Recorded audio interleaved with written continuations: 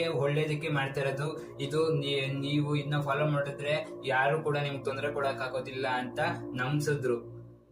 ಹಾ, ಇದು ಕರೆಕ್ಟೇ. ಈ ಸಿಸ್ಟಮ್ಸ್ ಅಂಡ್ ರೂಲ್ಸ್ ನಮಗೆ ಒಳ್ಳೇದಕ್ಕೆ ಮಾಡಿದ್ದು. ಹೋಗ್ತಾ ಹೋಗ್ತಾ ಅದು ಅವ್ರು ಒಳ್ಳೇದಕ್ಕೆ ಆಗೋಯ್ತು. ಅಂದ್ರೆ ಕೆಲವು ಕಾರಣಗಳನ್ನ ಕೊಟ್ಟು ತುಂಬಾ ಲಾಸ್ ಗಳನ್ನ ತಂದ್ರು. ಆ ಲಾಸ್ ಹ್ಯೂಮನ್ಸ್ ಅಂದ್ರೆ ಸೊಸೈಟಿಗಿಂತ ಅವರು ರಿಚ್ ಪೀಪಲ್ ಗಳಿಗೆ ತುಂಬಾನೇ ಯೂಸ್ ಆಯ್ತು.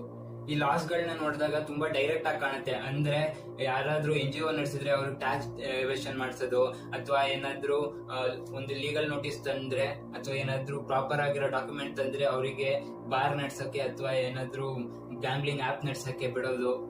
ಫಾರ್ ಎಕ್ಸಾಂಪಲ್, ಗ್ಯಾಮ್ಲಿಂಗ್ ಆಪ್ಸ್ ಗಳಿರ್ತಾವಲ್ಲ, ಅವು ಇಲ್ಲಿಗಲ್.